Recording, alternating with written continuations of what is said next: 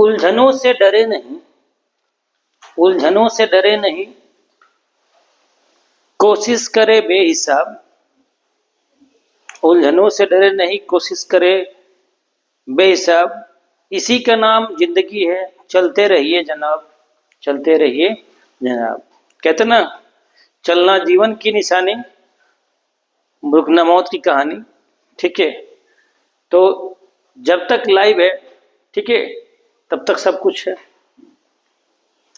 झुकता वही है जिसके अंदर जान होती है, अकड़ मुर्दे की पहचान होती है। चलिए, पॉजिटिव लाइंस के साथ, इन पॉजिटिव लाइंस के साथ हम आगे बढ़ेंगे। हर बार आपको पॉजिटिव एनर्जी दी जाती है और जितनी भी बातें की जाती है ग्राउंड स्तर पर सही है, करना चाहिए, कोशिश करते रहना चाहिए, चलते रहना चाहिए, चलते रहो। ठीक है, कहता है एक फेमस गाना भी है, सबको पता होगा कि नदियां चले चले रे धारा, चंदा चले रे तारा, चले रे तारा, तो इसको चलना होगा। ठीक है, तो चलते रहिए, एक दिन मंजिल पर जरूर पहुंचेंगे। चलिए, अब बात करते हैं, आज का हमारा जो टॉपिक है, कोशिश को प्रतिरोध को प्रभावित करने वाले कारक, प्रतिरोध को प्रभावित करने वाले कारक, फैक्टर्स अफेक्टिंग ऑन रेजिस्टेंस। ठीक है, क्या क्या ऐसे फैक्टर है जो रेजिस्टेंस को प्रभावित करते हैं। मान लेते हैं एक कंडक्टर है, कंडक्टर में ये लेंथ भी होगा, एरिया ऑफ क्रॉस सेक्शन, इसको कहते हैं, जो थिकनेस होती है इसको ए कहते हैं, और ये लंबाई क्या हो गया, एल हो गया। मोटाई को क्या कहते हैं, ए, एरिया ऑफ क्रॉस सेक्शन, अनुप्रस्थ काट का क्षेत्रफल, और लंबाई लेंथ एल। तो पहले हम जानेंगे ये क्या है। पहला जो आपका फैक्टर है वो है आपका लेंथ, यानी कि लंबाई। तो लंबाई पे क्या है, लंबाई एल। ठीक है, एल। आर जो होता है डायरेक्टली होता है किसके, एल के। मतलब अगर इसकी लंबाई बढ़ेगी, ठीक है, तो एल बढ़ेगा। इस बात का ध्यान रखिएगा, आर डायरेक्टली एल तब है जब ए इक्वल टू क्या है, कांस्टेंट। मतलब थिकनेस, इसकी जो मोटाई है, एरिया ऑफ क्रॉस सेक्शन है, उसको फिक्स रखते हुए इसमें लंबाई बढ़ाते जाइए, जोड़ते जाइए तार, कोई दिक्कत नहीं, तो आर बढ़ेगा। ये नहीं कि खींचना है, वो अलग कहानी है। दूसरा, इसका क्या मतलब हुआ कि अगर 1 मीटर तार का प्रतिरोध 10 ओम है, तो 2 मीटर का कितना हो जाएगा, 20 ओम हो जाएगा, जबकि थिकनेस क्या होना चाहिए, सेम। चलिए, दूसरा आपका है एरिया ऑफ क्रॉस सेक्शन, को हिंदी बोलते हैं अनुप्रस्थ काट का क्षेत्रफल, यानी कि एरिया ऑफ क्रॉस सेक्शन, इसको ए कहते हैं। देखिए, इससे आर जो होता है इनवर्सली होता है एक, यानी कि रेजिस्टेंस, यानी किसी चालक का प्रतिरोध उसके अनुप्रस्थ का क्षेत्रफल के क्या होता है, व्युत्क्रमानुपाती होता है, उल्टा होता है। तब जब एल क्या हो, कांस्टेंट। ठीक है, दो चीज क्लियर हो गई। और तीसरा जो आपका है वो है तापमान, टेम्परेचर, तापमान T। तो ठीक है, आर जो होता है डायरेक्टली होता है डेल्टा T के, यानी कि टेम्परेचर डिफरेंस बढ़ेगा तो आर बढ़ेगा, घटेगा तो आर की वैल्यू घटेगी।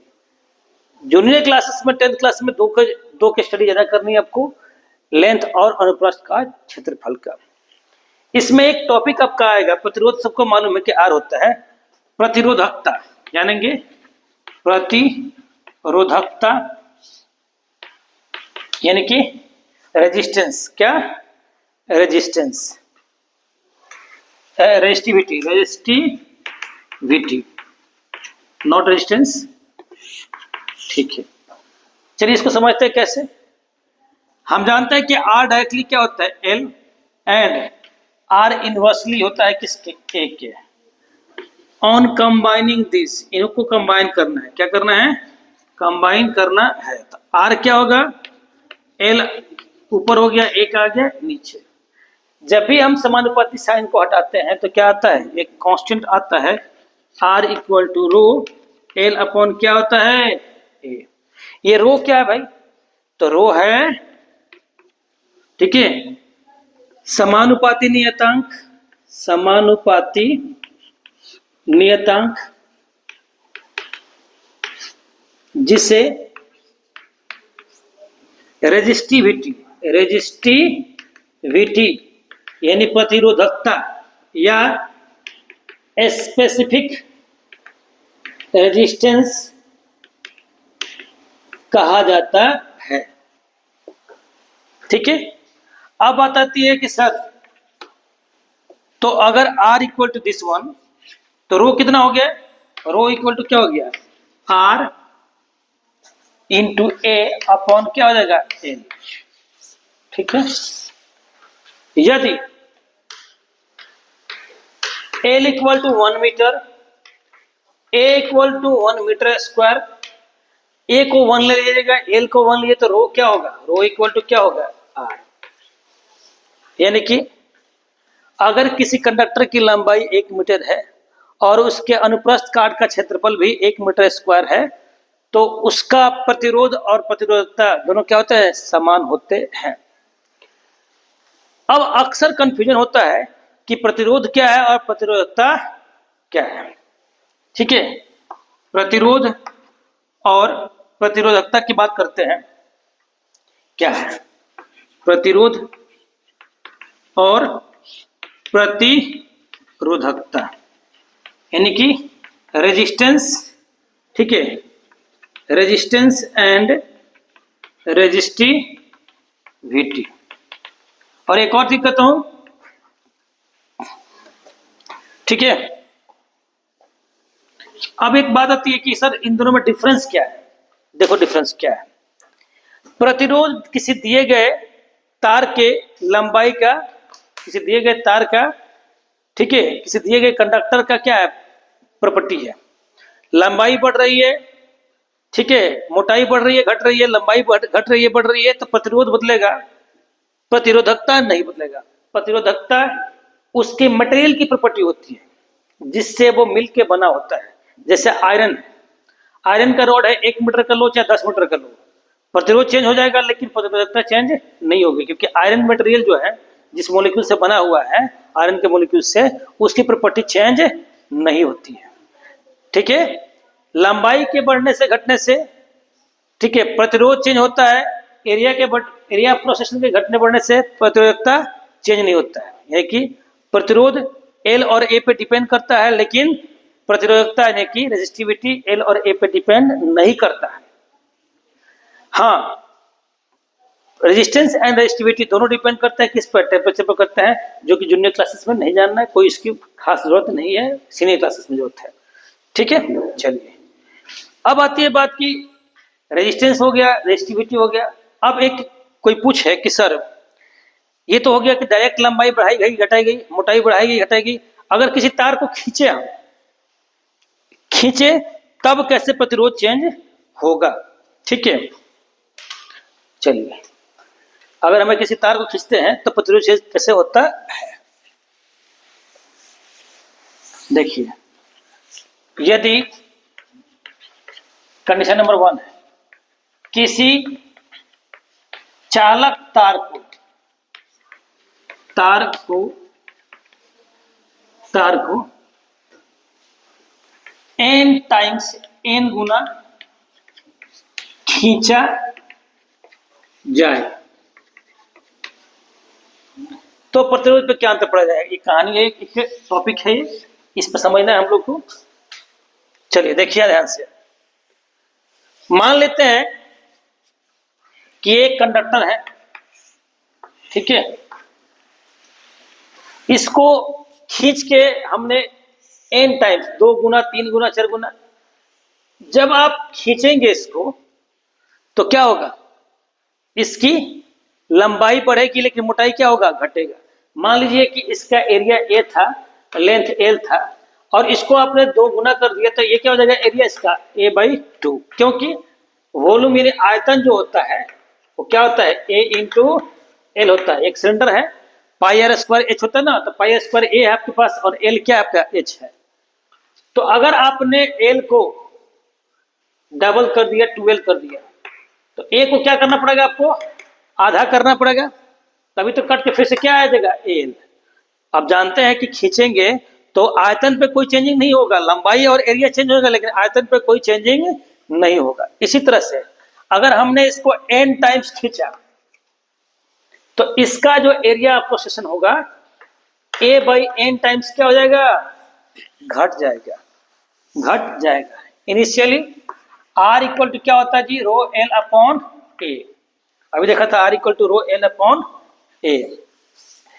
अब नया जब खींचने पर, ठीक है, जब अपने इसको स्ट्रेच किया तो देखिए नाउ एल डैश क्या हो गया जी, मतलब नई लंबाई 2l, चलिए nl, और ए डैश क्या होगा जी, a बाई एन, तो आर डैश क्या होगा, rho L dash upon A dash. Rho dash क्यों नहीं किया, कीप इन माइंड कि जब भी हम स्ट्रेच करेंगे, ठीक है, या मोड़ेंगे, जो भी करेंगे, तो एल ए आर बदलेगा लेकिन रो नहीं बदलेगा। रो मतलब रेजिस्टिविटी, प्रतिरोधकता नहीं बदलेगा। रो एल डैश कितना हमारे पास है जी, एन इंटू एल है, और ये कितना है, ए अपॉन एन है, ये एन गया ऊपर। आर डैश इक्वल टू कितना बचा कि n square rho L upon A, यानी कि n square, sorry, R dash equal to n square into क्या हो गया, आर। नई रेजिस्टेंस क्या हो गई, जितना गुना खींचेंगे उतना टाइम्स क्या हो जाएगा, उसका स्क्वायर टाइम्स क्या होगा, बढ़ेगा। फॉर एग्जाम्पल आपने मान लीजिए इसका प्रतिरोध 10 ओम था, क्या था, 10 ओम, और इसको 2 गुना खींच दिया, 2 गुना, 2 टाइम्स, तो 10 पहला था, आर कितनी है आपके पास, 10 ओम, एन की वैल्यू कितनी हो गई आपकी, 2, तो आर डैश क्या हो जाएगा, एन स्क्वायर इंटू आर, 2 का स्क्वायर इंटू कितना, 10, कितना हो गया, 4 गुना 40 ओम हो गया। यानी कि जितना टाइम्स खींचेंगे उतना का स्क्वायर कर दीजिए। अगर मान लीजिए 3 गुना खींच दिया तो 3 का स्क्वायर कितना होता है, 9, और गुना 10 कितना हो जाएगा आपका, 90। 4 गुना खींच दिया, 4 का स्क्वायर कितना आता है, 16, 16 गुना 10, अब कितना हो जाएगा आपका, ठीक है, 160। इसमें क्या हुआ, प्रतिरोध चेंज हो गया लेकिन प्रतिरोधकता यानी कि रेजिस्टिविटी चेंज नहीं होती है, कीप इन माइंड। अब आया दूसरा, इसमें एक टॉपिक दूसरा करते हैं। यदि किसी चालक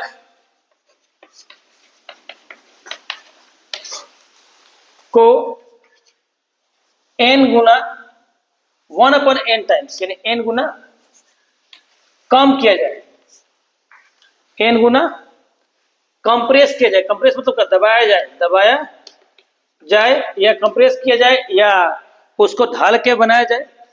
जैसे मान लीजिए ये एक कंडक्टर है, इसकी थिकनेस a है यानी एरिया ऑफ क्रॉस सेक्शन, और l है, इसको आधा कर दिया मेल्ट करके या मोड़ के तार आधा करके, तो ये हो गया l/2, और ये क्या हो गया आपका 2a। मोटाई तो डबल हो गई, लेंथ क्या हो गया, आधा हो गया। इस केस में क्या करोगे, r इक्वल टू होता है रो एल अपॉन ए, नई लेंथ क्या हो गई जी, आधी हो गई, ठीक है, और एरिया कितना हो गया जी, डबल हो गया।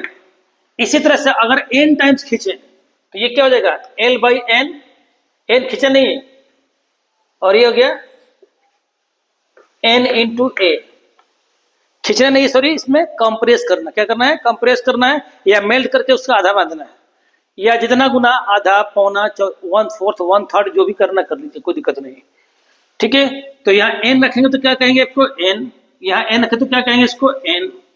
आर डैश इक्वल टू क्या होगा, rho L dash upon A dash, यानी कि R dash equal to rho L dash कितना है, l/n, और ये क्या है, n इंटू ए, तो क्या मिलेगा आपको, R dash equal to rho L n square A, तो क्या मिला आपको, R dash R upon n square, या R dash equal to 1/n square into क्या हो जाएगा, ए, ठीक है। इसमें क्या देखा आपने, मान लीजिए इसको आधा किया, 10 ओम का था, ठीक है, और आपने इसको आधा किया तो 1/2 का स्क्वायर यानी कितना क्या 4।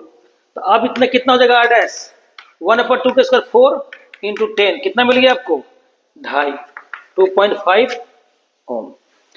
अगर आपने मान लीजिए इसको 1/3 कर दिया तो 1/3 1/3 का स्क्वायर कितना होगा 1/9 तो कितना आ जाएगा आपका आंसर 10/9 आ जाएगा।